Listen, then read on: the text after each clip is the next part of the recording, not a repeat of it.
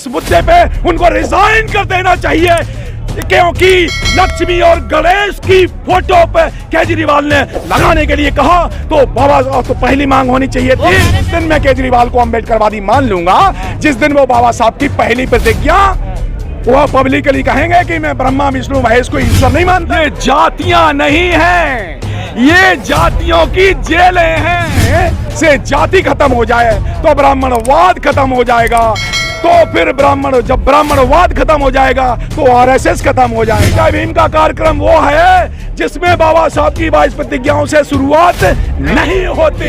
राज सत्ता गमा बैठे, इसीलिए वो धर्म सत्ता गमा बैठे, इसलिए वो समाज सत्ता गमा बैठे। ब्राह्मणवादी लोग डरे हुए हैं कि उनकी पूरी संस्कृति डर पे आधारित है। डर चाहे भगवान का हो, भाग्य का हो, भूत का हो, भूख का हो। भूख, भय, भाग्य, भगवान, ये पूरा का पूरा ब्राह्मणवाद का जो सुपर स्ट्रक्चर है ये भय पर आधारित है। जब इस देश का नाम भारत है संविधान में, वो तो हिंदुस्तान कहते हैं, तो पहली आर्टिकल नहीं मानते। केजरीवाल और आप पार्टी ये है आरएसएस की बी टीम नहीं सी टीम है। मान्यवर, ये सिर्फ एक्चुअली आपने चूंकि जाति से शुरू किया प्रश्न है, तो सबसे पहली जाति ये जाति नहीं है, ये आती है। तो ये शब्द जो ब्राह्मणों ने जाति की जेलों में कैद लोगों को जो कैद किया है, जातियों की 6743 जातियों की जेलों में जो कैद किया है, ये जातियां नहीं हैं, ये जातियों की जेलें हैं। ये मैं वाल्मीकि समाज से पूछता हूँ, वाल्मीकि समाज की जेल में आप क्यों कैद हो? ये जाटों चमारों से पूछता हूँ कि आप चमार नाम की जेल में कैद हो, चमार नाम की जेल में ही शादी करते हो और चमार नाम की जेल में ही बच्चे पैदा करते हो और चमार होके ही मर जाते हो, जबकि बाबा साहब ने जातियों की जेलों को तोड़ने का मंत्र दिए थे। नंबर 1 इस धर्मांतरण, नंबर 2 स्थानांतरण, नंबर 3 नामांतरण। बाबा साहब अम्बेडकर ने भागवत में जाति तोड़ने का मंत्र दे रहे हैं, भारत मुक्त बनाएंगे, वो जातियों का मुक्त बनाएंगे।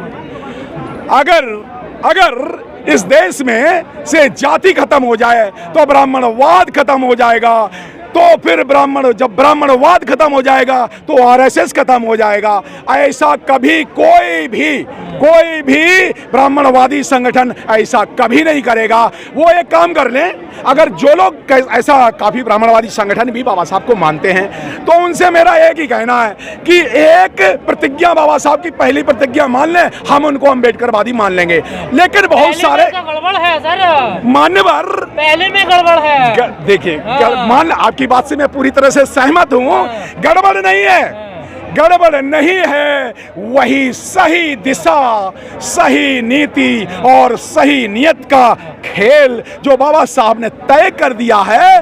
बाबा साहब ने तय ये कर दिया है कि कौन अम्बेडकरवादी है, कौन अम्बेडकरवादी नहीं है, कौन अम्बेडकरवादी है, कौन करा नहीं है, बताइए। अच्छा, वेरी गुड। तो क्या केजरीवाल जी, उस दिन मैं केजरीवाल को अम्बेडकरवादी मान लूंगा जिस दिन वो बाबा साहब की पहली प्रतिज्ञा वो पब्लिकली कहेंगे कि मैं ब्रह्मा विष्णु महेश को ईश्वर नहीं मानता, और वो तो बाबा साहब अम्बेडकर की फोटो लगाने की बजाय लक्ष्मी और गणेश की फोटो लगाते हैं। तो इसलिए, और लेकिन एक बात और है, फिर भी दीवाने हैं केजरीवाल। मान्यवर, मैं आपसे एक प्रश्न इसलिए यहीं पे कर देता हूं, मैं आपसे, मान्यवर, मैं बिल्कुल नहीं, ये गलत फहमी है। मैं अम्बेडकराइज्ड हूँ, बुद्धिस्ट हूँ, जय भीम वाला हूँ, हाथी वाला हूँ, नीली शर्ट वाला हूँ।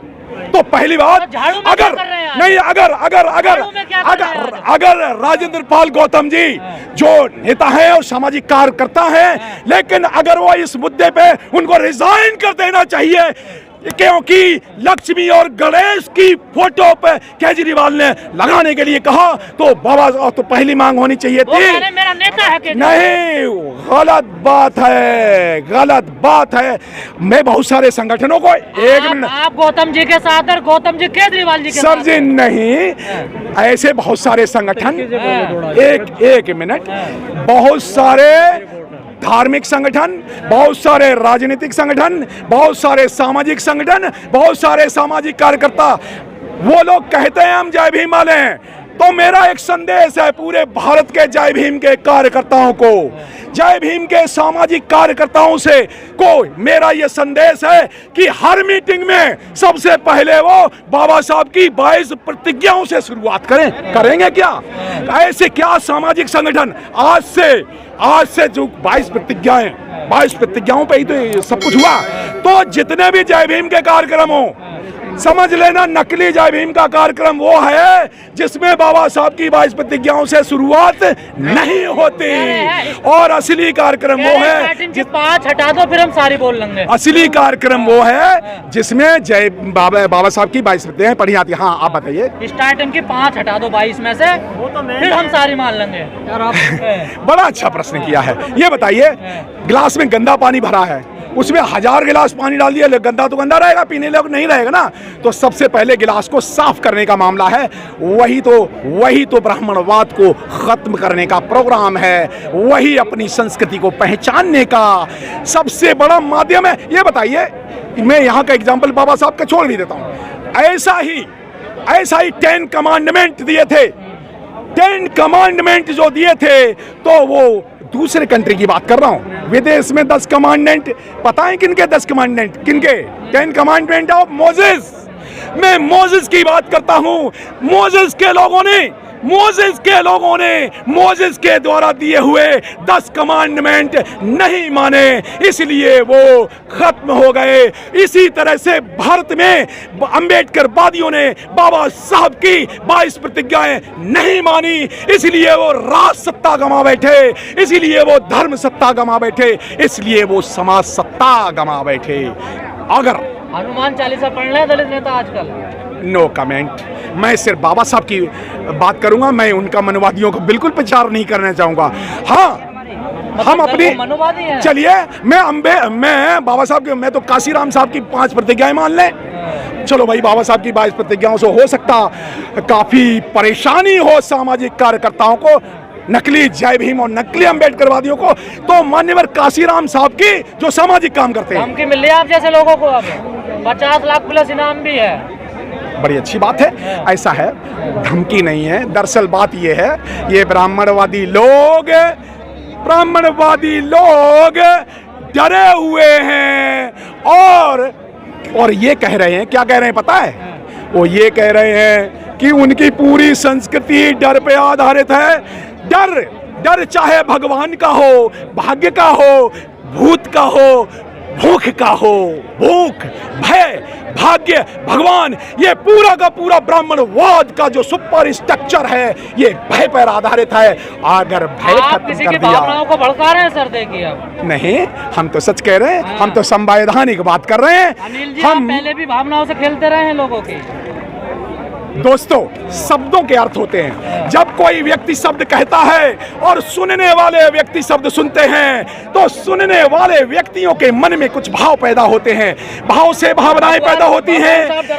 एक मिनट, भाव से भावनाएं पैदा होती हैं, भावनाओं से विचार पैदा होता है, विचार से विचारधारा पैदा होती है, और विचारधारा से समाज और देश का निर्माण होता है। अगर वो लोग डराएं तो कर रही है, क्या वो अपनी विचारधारा के लिए कर रहे हैं ना? नहीं, वो अपनी विचारधारा के। लेकिन यहाँ देश का नेशनल रिकंस्ट्रक्शन बेस्ड ऑन संविधान, भारतीय संविधान नहीं है, ये मूल निवासी बहुजनों की आजादी और बौद्धों का लिखित दस्तावेज है। क्या वो संविधान को मानते हैं? मानते नहीं। कौन सी आर्टिकल मानी? पहली आर्टिकल देखिए, नहीं इसलिए नहीं मानी, इस देश का the name of this country is India, that is Bharat.